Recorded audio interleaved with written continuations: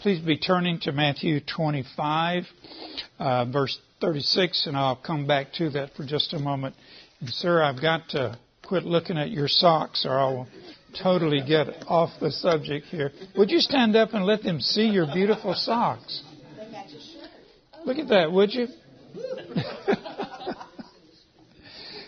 This is Bud Tibble from the Tulsa area, and we've been doing prison ministry 30 years. Tell me how many years you've been doing it. Almost 28, I bet. Well, about 30, but seriously, 26. 26. He was the first person outside of Texas that began doing prison ministry using our curriculum. And I just admire him so much. He and Darlene still going at it. You know, a lot of people will come and go in prison ministry. And that's reasonable. It's hard work. If you stay with it a long time, the rewards are really worth it. If you don't stay with it a long time, it's very easy to drop out. You have to get across that mountaintop, I think, or get across certain problems. And once you get to that point, from there on, you want to stay with it. So he has been there, and I'm going to give him a few minutes to tell you what they do. Because I want you to know, right here in your state, there is a lot of prison ministry going on. So I wanted you to do that. Anytime you want to jump up and start talking, I'll hit you right between the eyes. I'll go when you tell me, and then I'll probably sit down when you hug me. So. All right. Okay. Well, let me read with you here for just a moment, because I think we need to know the biblical basis for going to prison. Because when I first started, my daddy had told me, I don't ever want to have to come and get you out of prison. He said, your last name is Motsinger. His last name is Motsinger. And he doesn't want the name Motsinger attached to the word prison.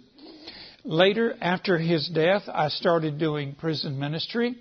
And often wondered, is he going to just show up here one of these days and grab a hold of me?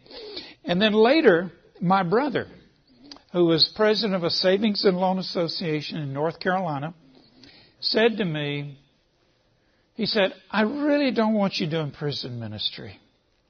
He said, I would like, and I do, tell people in North Carolina that I have a brother down in Texas, and he's a professor in a college. And I think, you're lying. I'm not a professor. But he said, I just cannot bring myself to tell anybody you work in the prisons. And so there's opposition for anybody that wants to go and work in the prison. And so I just want you to know that I have had some of that. You're going to have some of that. And I think one of the first things I would ask you to do, when it does, tell somebody, okay? Because if you just carry it, then it's your burden. Let someone help you carry the burden of somebody not being happy with you being a worker in the prison, okay? So let them know. All right. Let's look at the scriptural basis for this. Jesus is talking to the people about things that He wanted us to do. And, Lord, when did we see Thee hunger and feed Thee, or thirsty and give Thee drink? When saw we Thee a stranger and took You in, or naked or clothed You? And when did we the sick or prison and come unto You? And the king shall answer and say unto them, Verily I say unto you, inasmuch as you have done it unto the least of these, my brethren, you have done it unto me. And so, the word least, I do believe that the people in American prisons are the least respected people in America.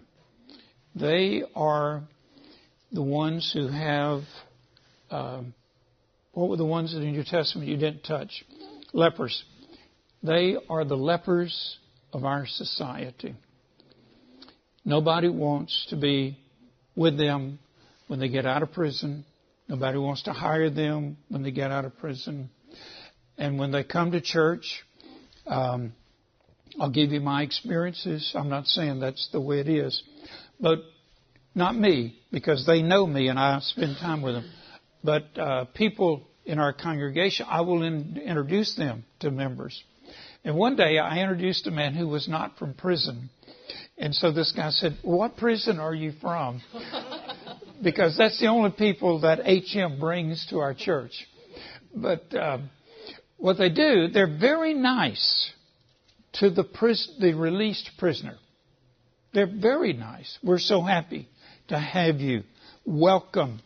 And we'll spend some time talking with them. That's Sunday number 1. Sunday number 2, they speak to them. Sunday number 3, they wave at them. And Sunday number 4, they don't speak. And so I go and talk to some of these brethren of mine, and I say, "Why?" And they say, "Well, he's here 4 Sundays. Why doesn't he just feel accepted?"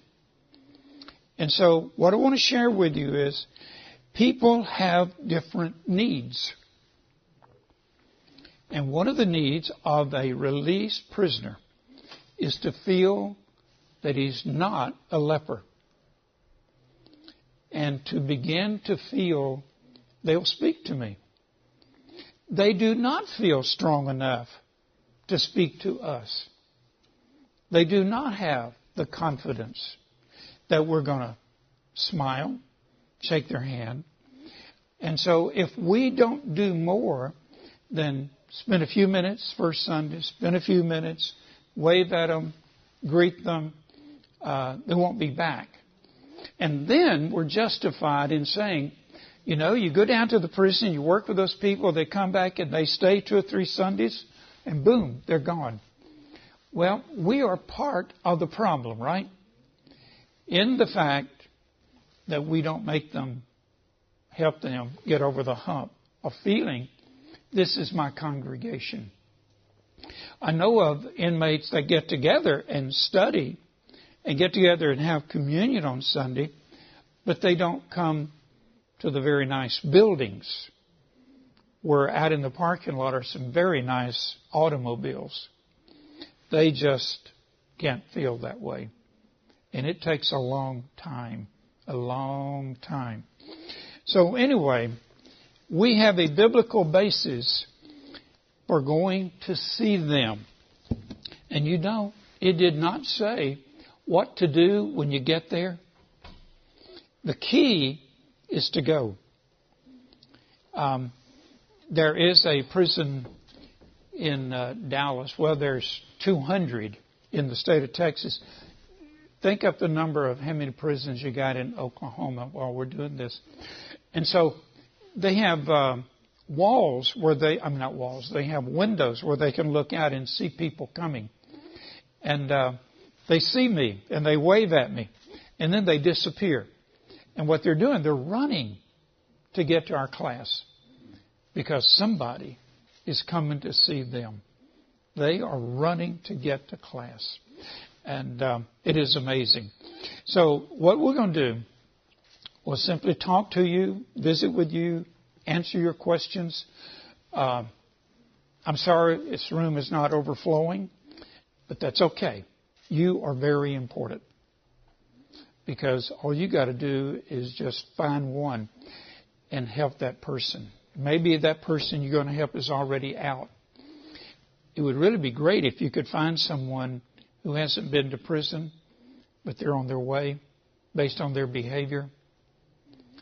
Take that person on a detour and prevent them from going to prison. And for you to do that, you're going to have to spend a lot of time with them. I got a man in prison I write to. I send him some money occasionally. I've been working with him 18 years in prison.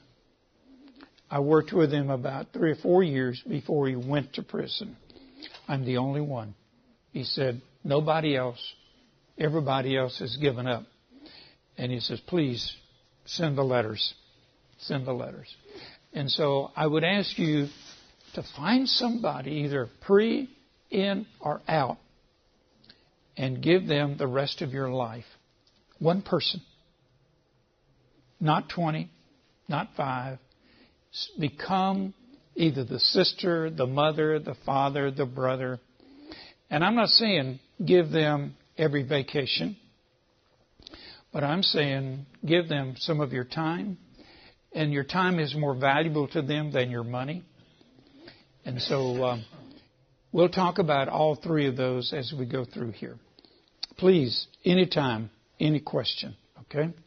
Now then, sir, would you talk to us a little bit about your work, how you got started, and we'll go from there. Okay, and I've probably got more than I'll have time to do. Well, we're going to give you about 5 minutes, then we'll stop you. You said 10. I'm not through. We're going to give you 5, and then we're going to tell you to stop.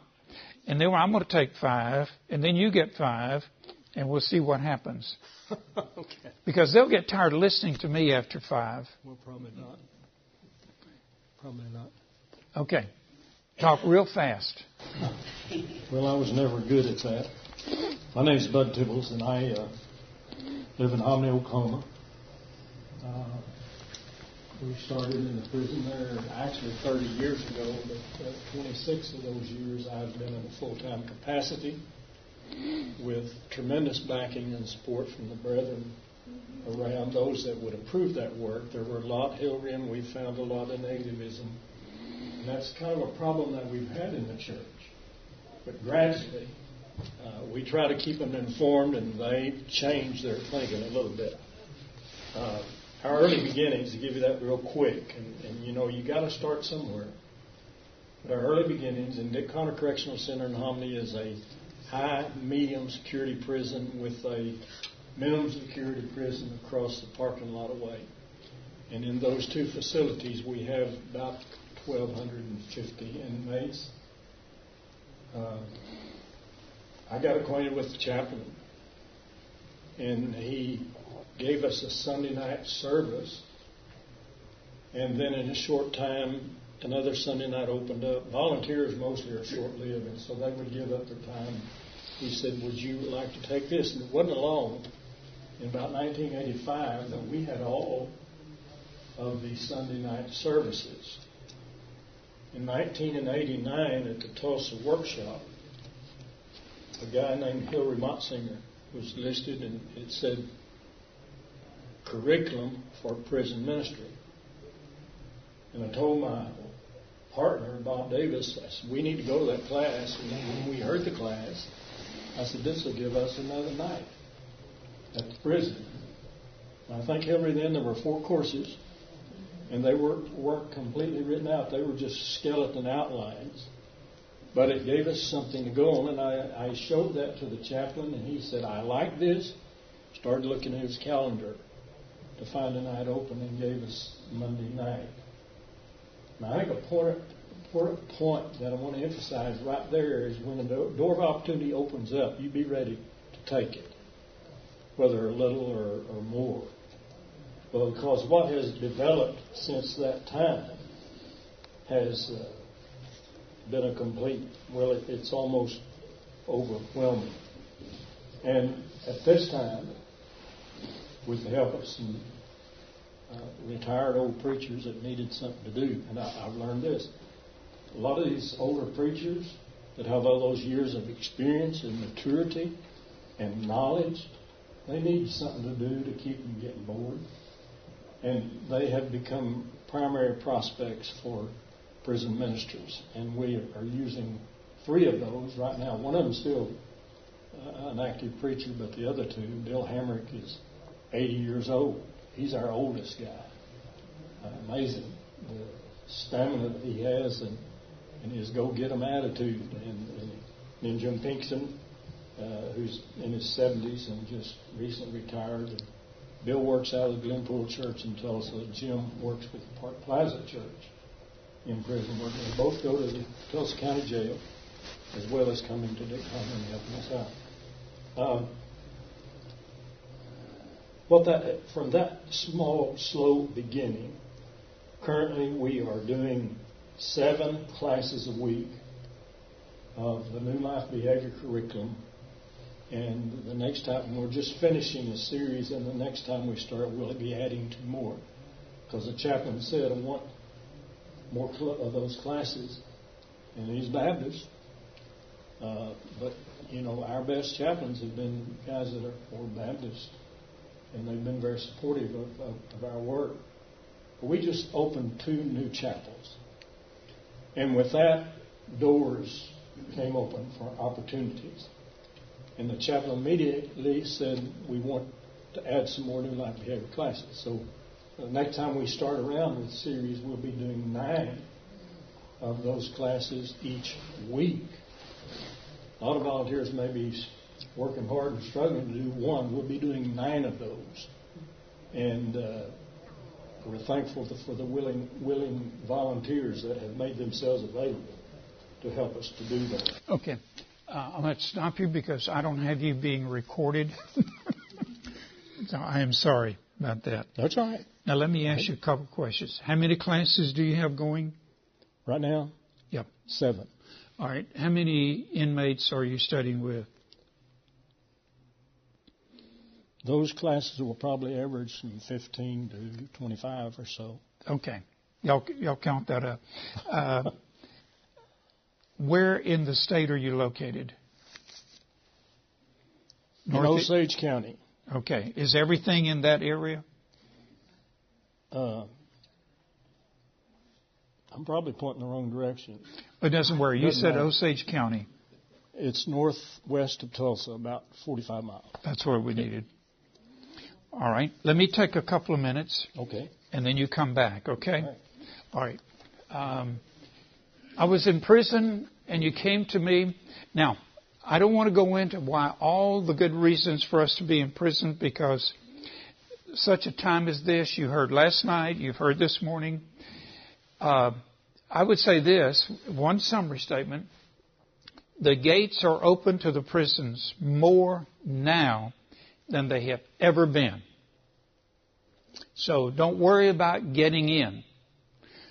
Number 2, if you're going to go in, take your Bible with you and take some curriculum with you, because they're going to ask you, what are you going to teach? And if you say the Bible, they'll say, well, everybody who comes in says that. Tell us what you are going to teach. And so what I've asked our people to do when they go in is take curriculum in a notebook. Now, we've got 1,000 pages of curriculum, so you can't take all of that. But take several lessons, put them in a 3-ring binder, leave them with the warden or the whoever you're going to be working with, and say, study these, I'll come back. We have baptism in the lessons, but there's not a title lesson with the word baptism. If we do that, they'll throw us out, because what they are looking for are reasons for you not to be there, until they respect you like He is, and they will come to you. Does that make sense? Because everybody wants to come to the prison. Well, not everybody, but so many, and there's more wanting to come than they want.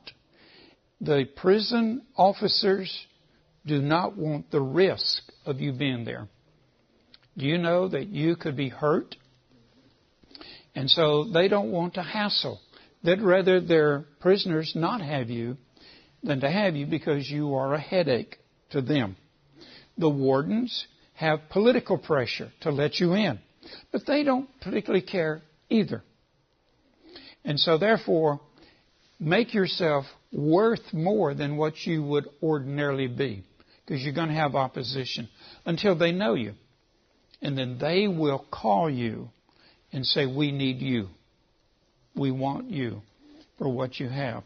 And New Life Behavior, I'll just say we're probably in most all of the states. I know at one time we were in, I used to say 52, but it's like 48 really. All right, so I was in prison. The origin started right down there in Dallas County. And we went from there to Huntsville. And then we're in 35 different nations with our program.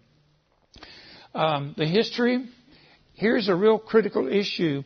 Do you go in and start with meeting their spiritual needs, or do you go in first and meet their personal needs? I recommend we go in and meet their personal needs. And then they will become attached to you because you are of value to them as individuals. And then go to the spiritual. We didn't teach a spiritual lesson until the 4th lesson. And so we wanted to get them to know we care about you as an individual. Okay. This man right here is our living proof. He spent 35 years of his first 60 years in and out of prisons. He was in my first class, my second class. He now is an employee working with New Life Behavior down in Corpus Christi. He was in my the first meeting of the second class. I had about 100 men. He was seated right over there, and I explained how we do things. I said, I'm going to give you time to talk. And I said, I'm going to give you 2 minutes, and please, when I give you this signal, that means your 2 minutes are up. And he stood up and said, what are you going to do to me if I go beyond 2 minutes? Well, you see what he looks like, right? I mean, this is a big, tall guy. And I said, I'm going to come hug you. Now, I don't know where that came from. I don't know why I said that, because I was scared. But for something, I think, Jesus said, don't worry about what you're going to say when they bring you up in front of the judge. Well, he's the judge. And so I just said it. And so later, he started talking. And he kept going. I thought, oh, he's going 2 minutes. He went over 2 minutes, and he stood up. He smiled. He came over to the middle aisle and started walking to me. And I went to him like this, and he picked me up about this high off the floor, set me back down, and he had a big laugh. Everybody had a big laugh. And as I said, he works with us now. So, yes, sir. You can do all kinds of things through Christ, but sometimes we are limited on our own, okay? The structure of the lessons, we want all the lessons to look alike. In other words, 10 pages. We had introduction, we had content, we had questions, and then they were in sheets of paper so that you could mail the lesson. If you put it in a book, you cannot mail the book and afford it, but we had individuals who would adopt a student, and they would mail that lesson. I would take it home on Wednesday nights, give it to the lady or the man at the church. They grade it. They mail it back with a personal note. Now then, they have 2 people they know. They know me as a teacher, and they know that individual. And that individual becomes someone who goes and visits their family. Okay? Man asked me one time to go visit his wife. I said, sir, I don't visit anybody's wife. But I have 2 ladies that will. The 2 ladies went to the house, knocked on the door. 2 little girls, a boy and a girl, came to the door. And the ladies said, we're here to tell you that Mr. Motsinger visited with your daddy. Oh, our daddy's dead. They turn around. They run back to the back of the house. The mother comes up. And what had happened, the mother had made the decision to tell the children that their daddy had died rather than say he was in prison, because it's a lot easier for their children to continue being friends in the neighborhood with a dead father than it is to have a other, okay? And so we got all kinds of things. 150 lessons, because after the first 39, by the time we got 39 done, they were asking for lessons. So we had to find people to write them. Then people started asking for them in various languages. And so we had people to volunteer. We had to pay some people for them to put it in those languages. Here's where I want to slow down. There's nothing wrong with someone who's got a doctor's degree going in and teaching in prison, okay? But they will probably, the inmates will probably not feel comfortable once the inmate knows this guy has a doctor's degree. They're not going to have any of those degrees. You might have high school degrees. Occasionally you might have someone with a master's degree. Very occasional. But we want people who can identify with the student, not someone who knows all the answers. Because a lot of the answers we know are for people who've never been to prison. There are people in prison that we have no idea what their questions are.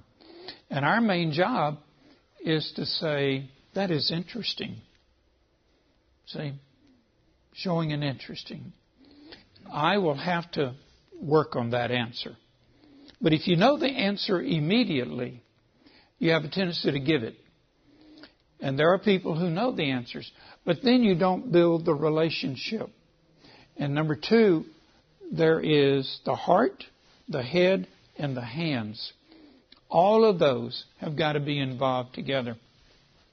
If you want your congregation to be involved, you will do much better if you have one family, man and his wife, who really want to be in charge of that ministry.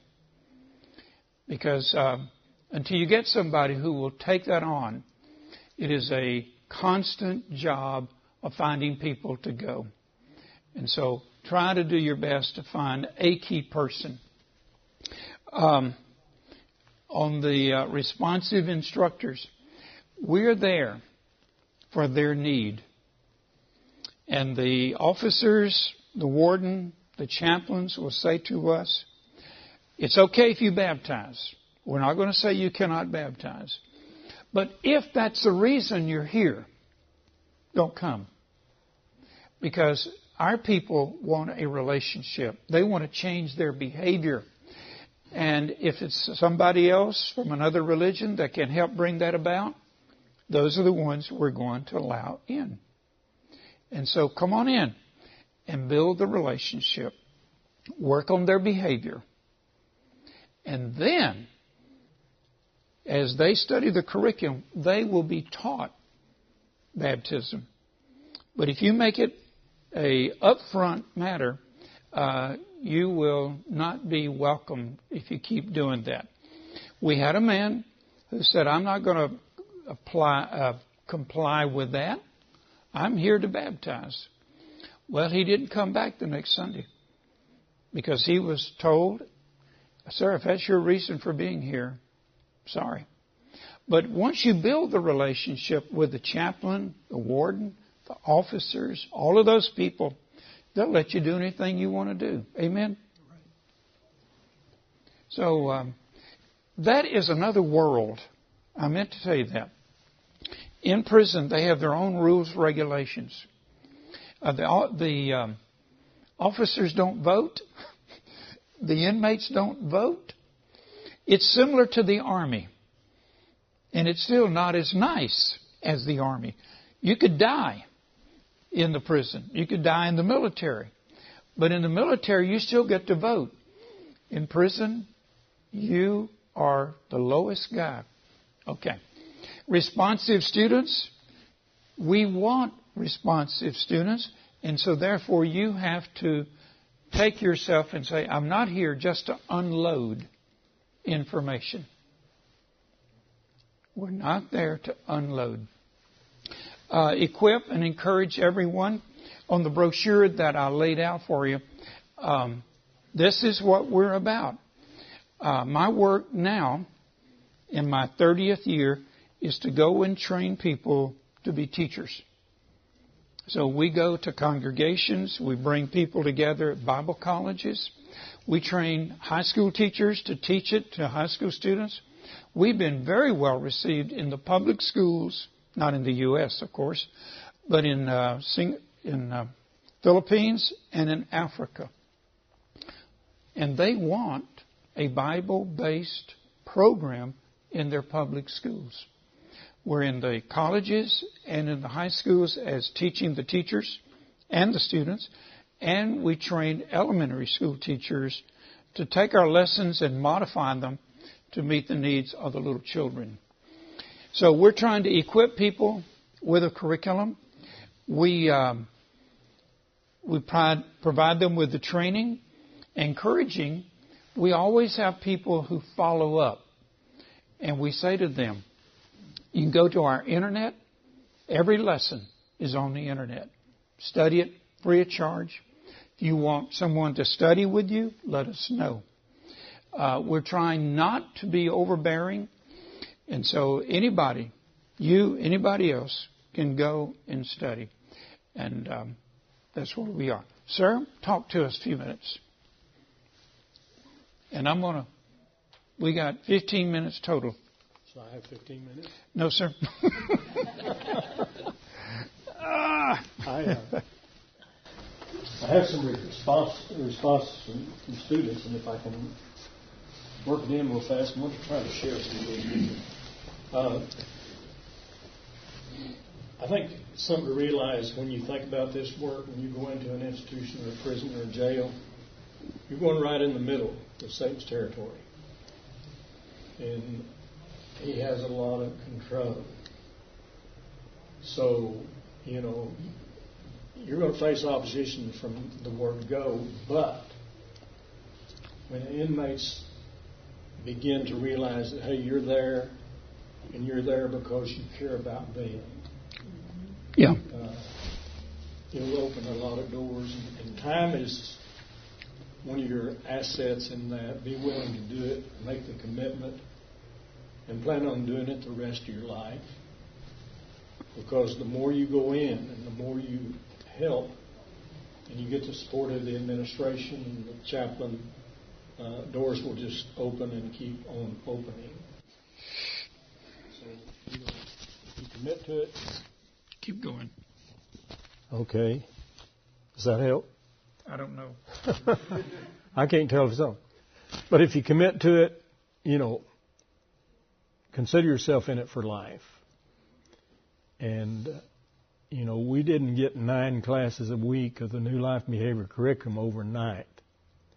It's been developing for 26 years, and it continues to develop. And the first big problem was being staffed with the men that could help us do it. And when the door opened, they were ready. And so we're on go, full speed. Lloyd Deal is a guy that we worked with for years up in Iowa, taking kids to Iowa campaigns and Nebraska campaigns. And 2 statements in his training sessions that have stuck with me, and it helps in the prison work. Number 1, that you're sowers of the seed and not inspectors of the soil. And number 2, the difference in the soil makes the difference in the harvest. And the reason prisons are so fruitful is the soil is different, and that shifts and changes from time to time. But when you sow the seed, some of it's going to land in good soil, and you're going to reap a harvest. Can I share some of these? Do I have time? 1 or 2. 1 or 2. Oh, I like to get input from the students, and I usually publish some of these in my newsletters. But if I can get on the right page. Okay, here we are. One man says, in the faith program, my attitude, my thinking, and my actions has taken a tremendous turn. And the most challenging was to understand the nature of my past emotions and behaviors. What I believe to be true, even though I may have been mistaken, how they affected me in my decision making, and how I can learn to harness them to God's glory and not my own. My life changes in the New Life Behavior classes has and is still making huge differences. It's having a huge impact on my life, the lives of my family and friends. Another one says, this NLB class has taught me how to better manage my anger by letting me know that anger is a natural human emotion and how we deal with it is what makes the difference. This program has taught me how to better live my life and be happy with who I am as a man. I can honestly say that had I been given the opportunity to take a program like this my first time in prison, I wouldn't be sitting here now. Let me pop this down. Okay, hold on. Stay right there. What he's talking about is on the wall here. What we tried to reach was all of these people. The I is the individual person that is studying the program, okay? The wife or the husband or the family, all of those people all the way down. The associates are his roommates or the cell block guy, their children, and the teachers. They will tell us, I changed my behavior more than what I would have ever thought simply by being a teacher. Because they became interactive. Please remember the word interactive. Lectures are fine in their place, but if that's all we ever give them, they will never have a chance to interact. Just think of how much time Jesus spent interacting with 12 people. What was his reason, his motive? Because he had to move all of what's up here. For all those hundreds of years that the Jewish ideas were coming, he had 3 years in which he had to change the mindset of those men. And so you build time and relationship. Find something else there, sir, and I'll be right back to you. Can I read one more? Do what? Can I read one more? Yes, sir. Do you have that kind of time? Okay. It is a blessing to have the opportunity to go over my life to ease the pain of my past bad decisions. It's very important for me to understand my past and to relate to what I am trying to accomplish today. Managing my anger is of importance to me in making sound decisions.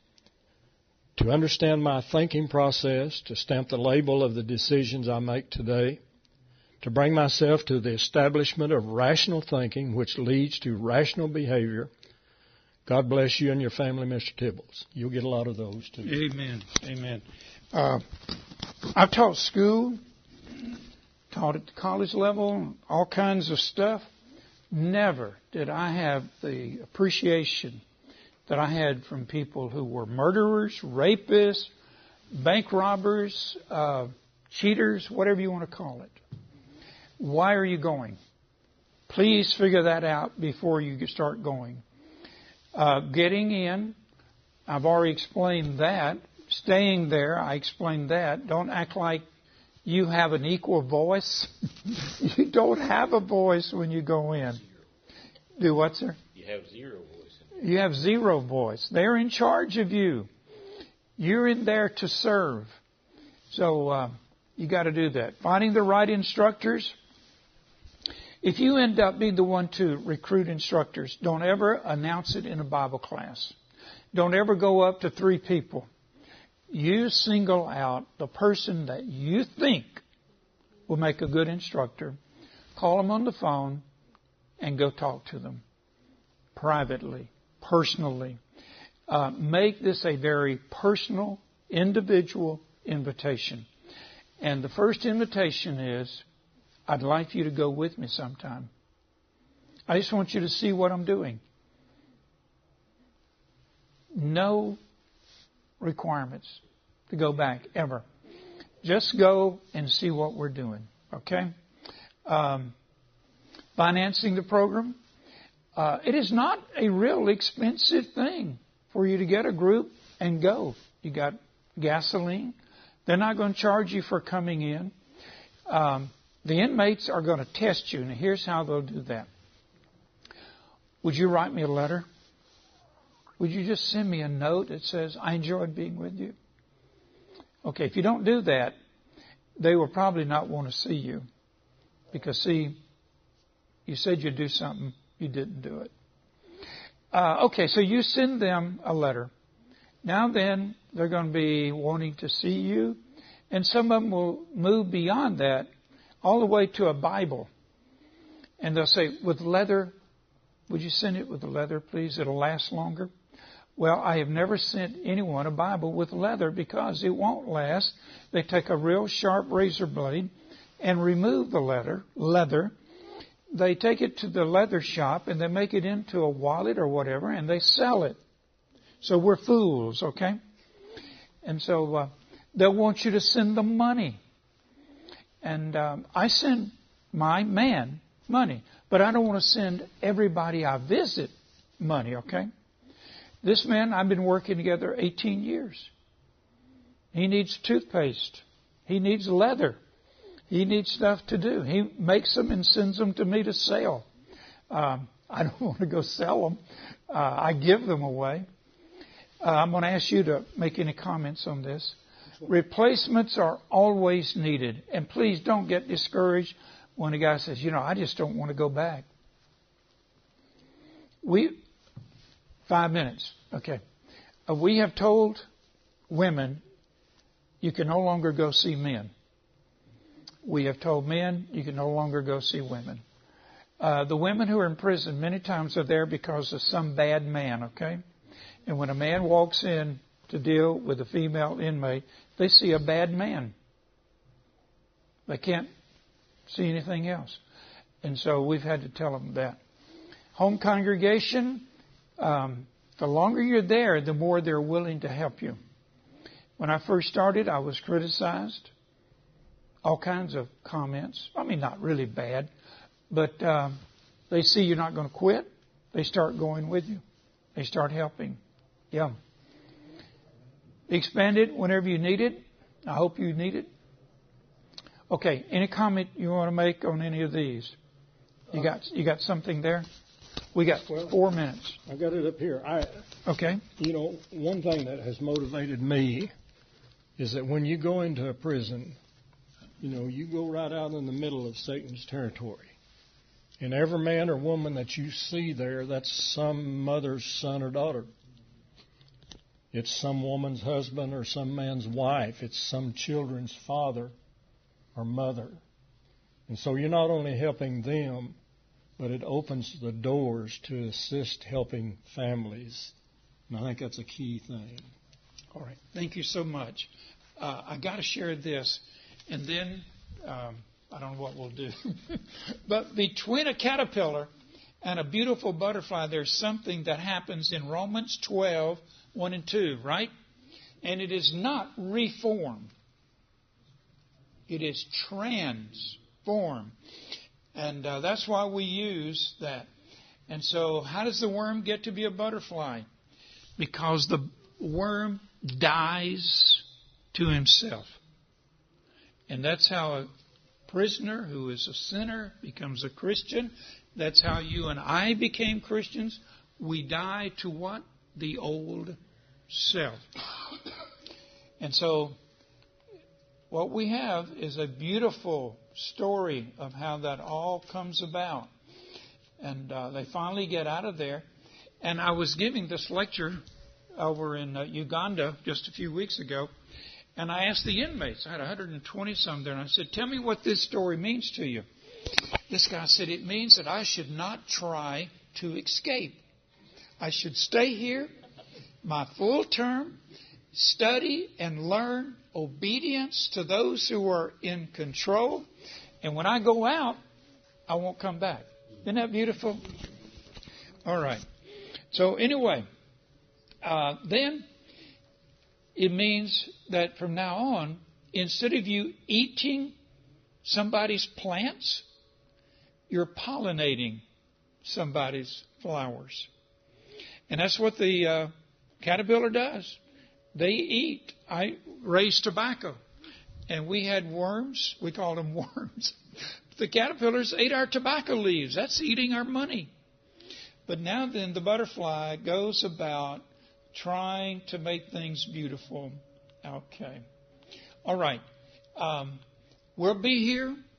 If you have any questions, I know it's lunchtime.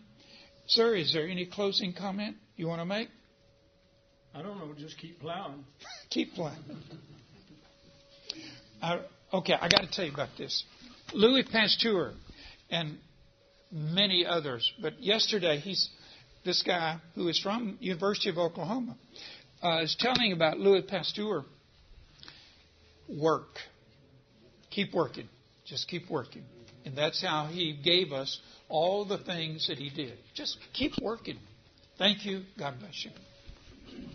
Let's just close out in a prayer real quick. I'm sure they'll have one right before the meal, but here we can go ahead and do that in here.